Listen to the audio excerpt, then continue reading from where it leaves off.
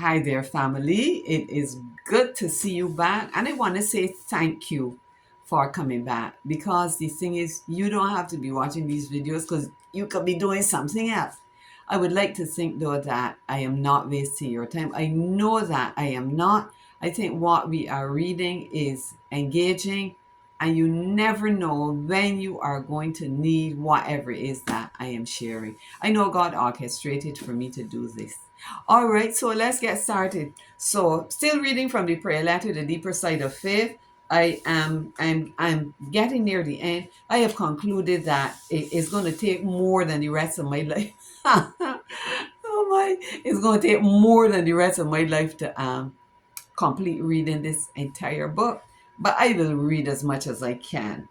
All right, so the last time I ended by saying, neither my husband nor my mother has never seen me shrivel and gasping for the last breath of faith. Help, help, I'm drowning. So I go on to say then, I go on to ask the question, how do we get through without dropping through, dragging through, struggling through?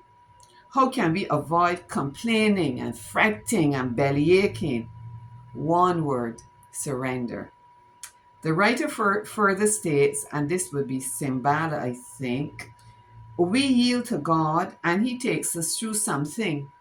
And when it is over, those about us who are no less loved than before are no longer depended upon. We realize that He has wrought some things in us and that the wings of our soul have learned to beat the upper air. And I have here, wow, that is some magnificent imagery there, but it's more than imagery, it's truth. I have learned that a deeper faith I have learned that in a deeper faith experience, you have to rise above all that will keep your soul rummaging through the mundane and trivial.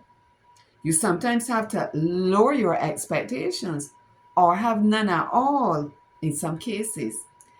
And as the writer says, we must dare to be alone. So there's a little section here called Alone with God. There is an interesting story found in 2 Kings chapter 4. The prophet gave a lady in distress some unusual instructions and then told her to shut the door upon thee and thy sons. 2 Kings chapter 4, check the story out. Note the expository comment by this spiritual writer. They were to be alone with God, for they were not dealing with the laws of nature, nor human government, nor the church, nor the priesthood, not even the great prophet of God. But they must needs be isolated from all creatures, from all leaning circumstance, from all props of human reason, and flung off, as it were, into the vast blue intercellular space, hanging on God alone, in touch with the fountain of miracles. That comes from Streams in the Desert. And I must say, when I first read it, it really deeply reverberated within me. So I put it in the book. Some time ago, someone asked me, is it against your religion to have surgery?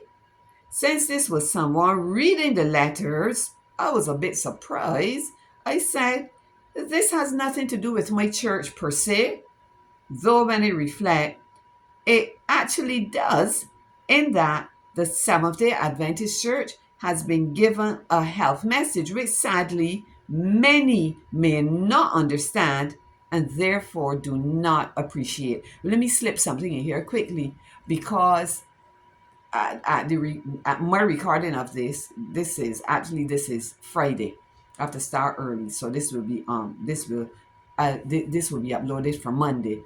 But today I wrote something that is on Facebook. I start by saying that sometimes I plan things, sometimes I'm spontaneous. I want you to see if you can find that post because I quote a pretty deep and interesting devotional thing dealing with health. So don't forget, go check it. The point is that there is no stance in my church as to whether a member should or should not have a medical procedure done. This is left entirely up to the individual. When I consider it deeply, my health journey has to do with God and how He has led me, not what any other human being oblivious of God's plan for my life has told me to do. No official from my church advised me which path to take. Possibly some of my church family would have disagreed with the route I chose. This intimate and personal matter I took directly to God. And I'm coming to your face to say I took it directly to God. Your David laughed at me, right, man? Go right ahead. That's good. And I'm dealing directly with Him. This is a walk between me and God. And I got to stop here before they cut me off. All right. I'll pick back up with you. Thanks for coming back.